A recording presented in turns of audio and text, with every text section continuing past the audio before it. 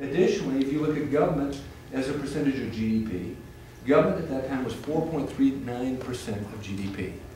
In other words, the old notion of you can only squeeze but so much blood from a turnip applies here. If you're only taking 4% of the overall economy, could you probably beef that up a little bit without a consequence to the economy? Yes. But here we are at 24.34% today. That's a very different spot. We're projected to go to 28% this coming year, this next year. That would be a post-World War II high, seen only and only surpassed at the point at which we were fighting for our lives against Nazi Germany and Japanese imperialism. We are at a very different point with regard to the leverage that can be applied within the U.S. economy and there not be a consequence to it. I'd finally make this point. It's almost like the boy who cries wolf. We've been told for a year now, if you just do this stimulus, if you just do this bailout, if you just try this proposal, the economy will get better. And it's in fact gotten worse. And over $11 trillion of stimulus in varying forms from the federal government has been applied. And that amounts to about 17% of world GDP in what is clearly a world financial policy.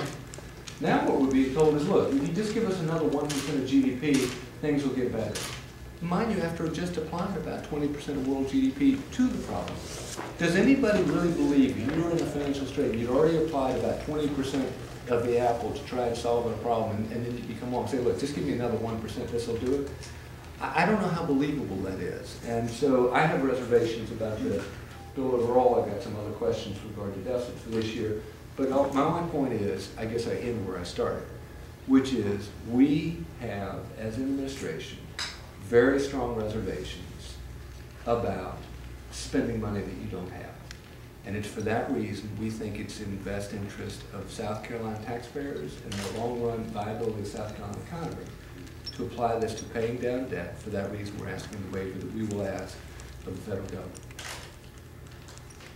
Yes, sir. Governor, can you clarify a couple of sure. Other charts? And I've got a question to follow up to it. You said state debt charts you offer down in South Carolina. Is that all state obligations, any state obligations, or is that state and local government? That's state. It's just a state. Right, it's about $20 billion. What do you say? So that's bonded and debt. I don't believe that even gets to retirement liability. So right. I think that case it up to about 27, including retirement. And when you talk about pension funds, that comparison, was that for all public pension funds, or was it a mix of public and private? It's a mix of public and private, top 125 in the country. Okay. You have complete discretion over $126 million, as far as I can understand, in this stimulus money. You could today decide to put $126 million into paying off debt. Are you going to do that? Again, I'm not a lawyer by training, as you know. So when I speak to legal counsel, what they tell me is this is the way that the apple cuts. And what I've learned in this job is to listen to legal counsel. Yes, ma'am. Governor, the Secretary of Education, Arnie Duncan, just said that about your decision. I think the kids of South Carolina are hurting. I don't understand why an adult would do anything to jeopardize kids' education. It's unfathomable. So I have two questions. One, first, sir, are you concerned about the well-being of the students here, and why not accept education funding that could help them? It's okay for us to argue the merits demerits of the bill. Tell them to come on down to South Carolina and spend some time in schools as I have. Because I think the people of South Carolina care about education in South Carolina. I think that policymakers, Republican and Democrat alike, care about education in South Carolina. As one twice elected to the governorship and 3 times elected to the United States Congress, I care passionately about education because I think it's one of the absolute linchpins to a young person's ability to compete in the 21st century with the other 6.5 billion people who make up planet Earth. So to question one's motives, I think begs the larger question of the merits or demerits of the stimulus package itself, which is not what he's talking about here. There is a double-edged sword for every young school-age child in this state, or for that matter America, in going out and spending money that you don't have. And so I think the notion of fiscal restraint, of saying, you know, of course, we would like to spend unlimited amounts of money on education, or for that matter, healthcare, or for that matter, law enforcement and other things. But you got to do it within the confines of that which is sustainable. And so the idea of digging a $1.2 billion hole, whose costs ultimately will be borne by those very school-age kids, to me is not in their best interest. May I follow up with a Sure. specific question about J.B. Martin Junior High? It's gotten so much of national media attention, and it's been, said that it's been used as a prop. Now there's an opportunity to actually take some money and rebuild it. Why not use that opportunity to do it now? Again, I go back to the larger question of, is that a school that is not, I think, representative of education in South Carolina, but has been used on the national stage as representative of education in South Carolina? Yes. Does something need to be done there? Absolutely. But I would think that whatever you do ought to come within the context of something that isn't going to, in other words, create yet another hole for other kids at other schools across the state. And so, I mean, what we're trying to do is to say, one cut at the apple for us is sustainable spending. Another cut at the apple is, how do you approach the myriad of different needs? And there are a lot of different needs outside of education within that context. And so, all we're saying is the strings attached in this case are a very substantial hole that's dug 2 years from now. The easy thing for me would be to simply take the money and let somebody else deal with it in 24 months.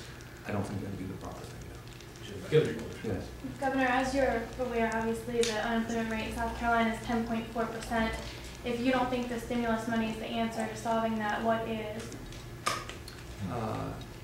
There will be no immediate answer. And anticipated she might bring up what you're bringing up. And so naturally I have a chart for that too. I always put our unemployment rate within the context of how you get to the number. And a big part of how we get to the number in South Carolina is driven by labor force growth. We're now 7th in the United States of America. 6th? We moved up to 6, excuse me.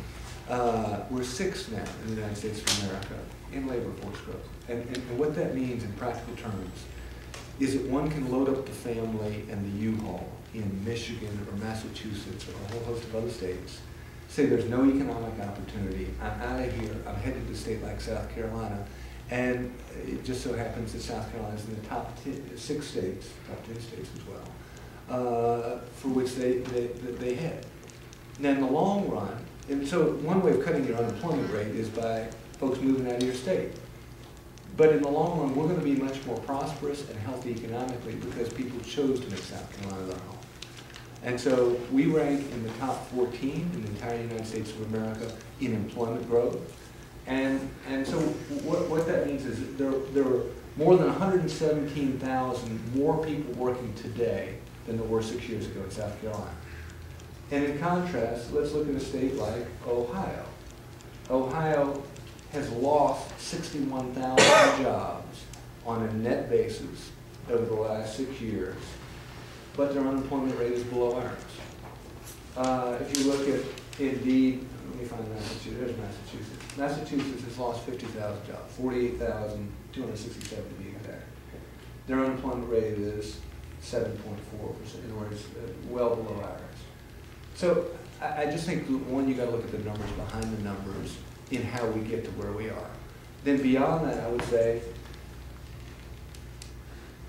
I think it's important in South Carolina, for that matter, the country as a whole, that policymakers be very honest with the population in laying out the reality that a problem that was created over 15 years will not be solved in 1 year. And so debt grew at 3 times GDP, debt grew at 3 times gross domestic product over the last 15 years. We're going to go through a process of deleveraging. It is going to be painful. And anybody who says this problem can be solved, as people have been saying for the last year, with this stimulus or that bailout or this stimulus, I don't think is telling the truth, and the financial history of the last year certainly supports that.